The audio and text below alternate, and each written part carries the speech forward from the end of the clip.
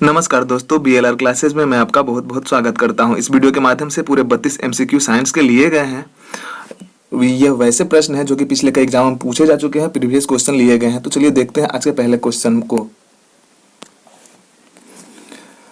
माध्यम के तापमान में वृद्धि के साथ प्रकाश की गति पर क्या प्रभाव पड़ती है? तो माध्यम के तापमान में वृद्धि के साथ जो प्रकाश की गति होती है उस पर क्या प्रभाव पड़ती है? तो प्रकाश की गति बढ़ती है, घटती है, सहसा गिर जाती है या फिर वैसे ही रहती है? तो प्रकाश की गति पर जो प्रभाव पड़ता है माध्यम में तापमान की वृद्धि होने से, वो वैसे ही रहती है, कोई प्रभाव नहीं पड़ता है। इसका सही जवाब है ऑप्शन नंबर डी, सही जवाब है।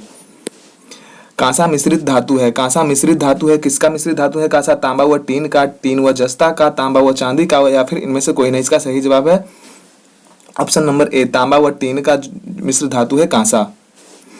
बढ़ते हैं अगले क्वेश्चन की ओर। शीर्षस्थ विभाज्यों तक उत्तरदायी होता है।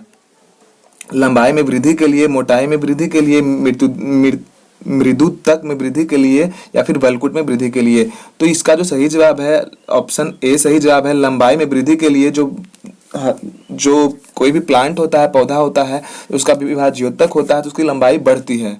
बढ़ते हैं अगले क्वेश्चन की ओर।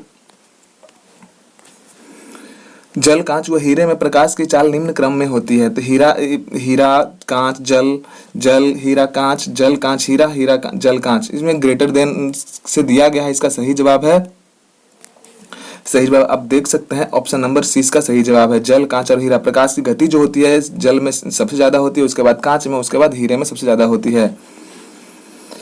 अगले क्वेश्चन की ओर बढ़ते हैं। निम्नलिखित धातुओं में से लोहे पर किसकी परत चढ़ाना गैल्वेनाइजेशन कहलाती है? तो जो लोहे में परत चढ़ाई जाती है वो जस्ता की परत चढ़ाई जाती है। ऑप्शन ए इसका सही जवाब है। जस्ता का परत चढ़ाया जाता है, जिसको हम गैल्वेनाइजेशन कहते हैं, जिसे जंग लगने से बचाया जाता है।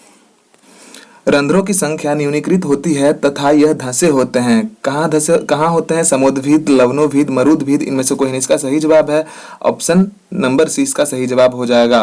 मरुद्भिद, या कहने का मतलब है कि जो डिजर्टी प्लांट जो होते हैं, मरुभूमि में जो होते हैं, उसमें जो पेड़ों की जो रंध्र होता है, जो होल होते हैं, पत्ते में जो होल होते हैं बिल्कुल ही कम होते हैं, ताकि पानी की खपत कम होती है। अगला क्वेश्चन है। चंद्रमा से पृथ्वी तक आने वाली प्रकाश को लगभग कितना समय लगता है? 8 सेकंड, 2 सेकंड, 1 सेकंड, या फिर 100 सेकंड। इसका सही जवाब है चंद्रमा से पृथ्वी तक आने पर जो प्रकाश समय लेता है 1 सेकंड। इसका सही जवाब देख लें तो 1.3 सेकंड पूरा लेता है, अप्रोक्स 1 कह सकते हैं हम। स्टील को कठोरता प्रदान करने के लिए क्या मिलाया जाता है? स्टील को कठोरता प्रदान करने के लिए इनमें से क्या मिलाया जाता है? कार्बन की मात्रा को बढ़ाया जाता है, मैग्नीज की मात्रा, सिलिकॉन, या फिर इनमें से कोई नहीं। इसका सही जवाब है मैग्नीज की मात्रा को बढ़ाकर जो कार्बन की कठोरता को बढ़ाया जा सकता है। शाखाओं से पत्तियां झड़ जाती है, निम्न कारण क्या है? शाखाओं से पत्तियां झड़ने का निम्न कारण क्या है? अपना जीवन काल पूर्ण कर लेने पर, वायुमंडलीय ताप में गिरावट के कारण, कोर के बाहर विलग्न परत से बना हुआ, फिर दैनिक काल से छोटा होने के कारण। इसका सही जवाब है ऑप्शन सी इसका सही जवाब है कोर्क से बाहर विलग्न परत के बन जाने से। जो शाखाओं में जो पत्तियां होती है प्रत्येक हर वर्ष जो होती है अपना जो लीव्स है शेड कर देती है, इसका यही कारण है। सूर्य ग्रहण के समय सूर्य का कौन सा भाग दिखाई देता है? जो सूर्य ग्रहण जब लगता है तो सूर्य का कौन सा भाग दिखाई देता है? वर्णमंडल, क्रीड, प्रभा मंडल, या फिर इनमें से कोई नहीं। ऑप्शन नंबर 20 का सही जवाब है। क्वेश्चन टाइप गलत किया गया है, ऑप्शंस को छोड़ दिया गया है, पर आप समझ सकते हैं क्रीड सही जवाब हो जाएगा ऑप्शन बी।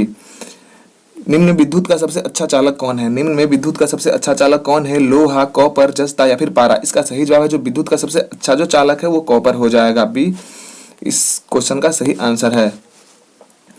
विलामेन की आवश्यकता होती है। विलामेन की जो आवश्यकता होती है किसमें होती है? पौधों में श्वसन के लिए, उत्तकों की सुरक्षा के लिए, नमी के अवशोषण के लिए, ये सभी के लिए। इसका सही जवाब है ऑप्शन नंबर सी। जो नमी के अवशोषण के लिए जो होता है विलामेन की आवश्यकता होती है। नमी के अवशोषण के लिए। कपूर के छोटे छोटे टुकड़े जल की सतह पर क्यों नाचते हैं? पृष्ठ तनाव के कारण, शांता के कारण कपूर का यह गुण होता है, या फिर डी जल के घनत्व के कारण। इसका सही जवाब है ऑप्शन नंबर ए, पृष्ठ के तनाव के कारण जो कपूर का छोटा छोटा टुकड़ा होता है जल पर नाचता है। हाइड्रोजन बम किस सिद्धांत पर कार्य करता है? नियंत्रित विखंडन अभिक्रिया, अनियंत्रित विखंडन अभिक्रिया, नियंत्रित संलयन अभिक्रिया, अनियंत्रित संलयन अभिक्रिया। इसका सही जवाब है ऑप्शन नंबर डी इसका सही जवाब हो जाएगा अनियंत्रित संलयन अभिक्रिया के सिद्धांत पर कार्य करता है हाइड्रोजन बम। निम्न में से किसमें क्लोरोफिल नहीं पाया जाता है? निम्न में से किसमें क्लोरोफिल नहीं पाया जाता है? शैवाल में, ब्रायोफाइट्स में, या फिर कवक में, या फिर इनमें से कोई नहीं। इसका सही जवाब है कवक। ऑप्शन नंबर सी इसका सही जवाब हो जाएगा। कवक में क्लोरोफिल नहीं पाया जाता। आप सबको पता होगा क्लोरोफिल का क्या काम है। क्लोरोफिल के ही कारण लिप्स का जो कलर होता है, ये पिगमेंट जो होता है लाल हरा होता है। जब जल में डिटर्जेंट डाला जाता है तो पृष्ठ तनाव पर क्या प्रभाव पड़ता है? घट जाता है, बढ़ जाता है, अपरिवर्तित होता है, या फिर अपरिमित हो जाता है? इसका सही जवाब हो जाएगा जो जब डिटर्जेंट मिलाया जाता है शुद्ध जल में तो इसका जो तनाव होता है, पृष्ठीय तनाव होता है, घट जाता है। ऑप्शन ए इसका सही जवाब है। बढ़ते हैं अगले क्वेश्चन की ओर। 18वां क्वेश्चन है, हाइड्रोजन बम विकसित किया गया था? किनके द्वारा हाइड्रोजन बम विकसित किया गया था? एडवर्ड टेलर के द्वारा, ब्रोन के द्वारा, ओपेनहीमर के द्वारा, या फिर इनमें से कोई नहीं। इसका सही जवाब है एडवर्ड टेलर के द्वारा। ऑप्शन नंबर ए इसका सही जवाब हो जाएगा। एडवर्ड टेलर के ही द्वारा हाइड्रोजन बम का विकास किया गया था। गोबर पर उगने वाले कवक क्या कहलाते हैं? गोबर पर उगने वाले कवक क्या कहलाते हैं? ऑप्शन ए साप्सिकोल्स, कॉर्टिकोल्स, क्रोपिकोल्स, या फिर जुफिलस। इसका सही जवाब है कोप्रोफिल जो होता है गोबर पर उगने वाला कवक होता है।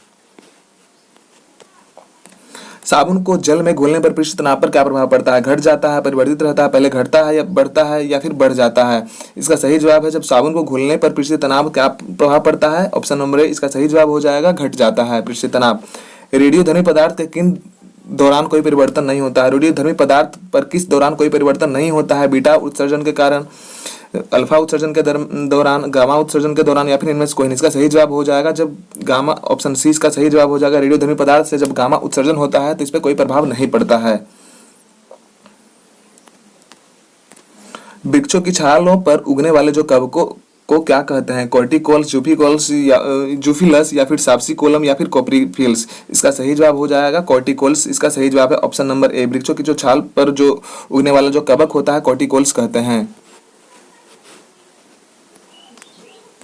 अंतरिक्ष यात्री अंतरिक्ष में सीधे खड़े नहीं रह सकते क्योंकि? इसका कारण क्या है? गुरुत्व नहीं होता है, सौर वायु ऊपर की ओर बल लगाती है, वायुमंडलीय दाब बहुत ही कम होती है, या फिर इनमें से कोई नहीं। इसका सही जवाब हो जाएगा गुरुत्व नहीं होता है। अंतरिक्ष यात्री अंतरिक्ष में सीधे खड़े नहीं रहता है, इसका कारण है गुरुत्व वहां नहीं रहता है, ग्रेविटेशन की कमी होती है।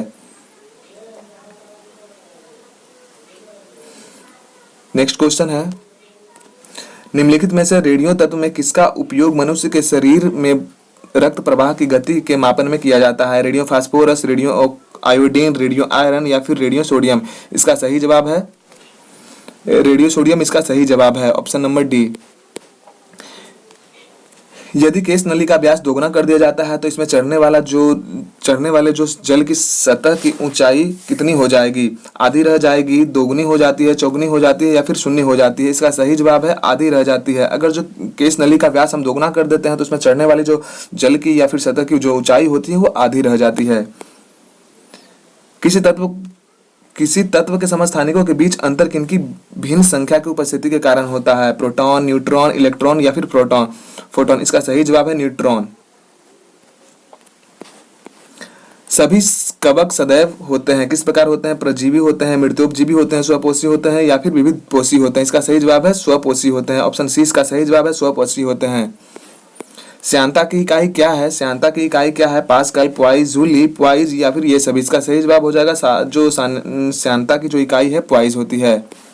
हाइड्रोजन के समस्थानिकों की संख्या कितनी होती है? तो हाइड्रोजन की जो समस्थानिक होती है उसकी संख्या 2, 3, 4, 5, या फिर 6, 4 या फिर 7 होती है। इसका सही जवाब है हाइड्रोजन की समस्थानिक होती है ऑप्शन 20 का सही जवाब 3 होती है। कवकों द्वारा रिजर्व भोज्य पदार्थ किस रूप में संचित होते हैं? लिपिड्स, ग्लाइकोजन के रूप में, तेलकायों के रूप में, या फिर स्टार्च के रूप में? इसका सही जवाब है ग्लाइकोजन के रूप में होते हैं रिजर्व। निम्न में से कौन हाइड्रोजन का आइसोटोप नहीं है? प्रोटियम, ड्यूटेरियम, ट्रेपियम, या फिर ट्रांसियम? इसका सही जवाब है ऑप्शन डी इसका सही जवाब है। बाकी जो तीनों प्रोटियम, ड्यूटेरियम, ट्रिटियम इसका आइसोटोप है, पर ट्रांसियम इसका आइसोटोप नहीं है। जब दो भिन्न भिन्न व्यास के केस नलियों को किसी द्रव पर ऊर्ध्वाधर डुबोने पर चढ़े द्रव की ऊंचाई पर क्या प्रभाव पड़ता है? अधिक व्यास वाली केस नली जो होती है अधिक होगी, कम व्यास वाली केस नली में अधिक होगी, दोनों केस नली में बराबर होगी, या फिर जल के द्रव्यमान पर निर्भर करेगी? इसका सही जवाब है ऑप्शन नंबर बी। कम व्यास वाली जो केस नली होती है उसमें जो पानी का जो सतह है चढ़ने का जो वो अधिक होगी। आज के लिए सिर्फ 32 क्वेश्चन ही लिए गए थे। मिलेंगे नेक्स्ट वीडियो में। लाइक और सब्सक्राइब अवश्य करें, अपने दोस्तों के साथ में शेयर भी करें और बने रहें बेलर क्लासेस में। धन्यवाद। जय हिंद।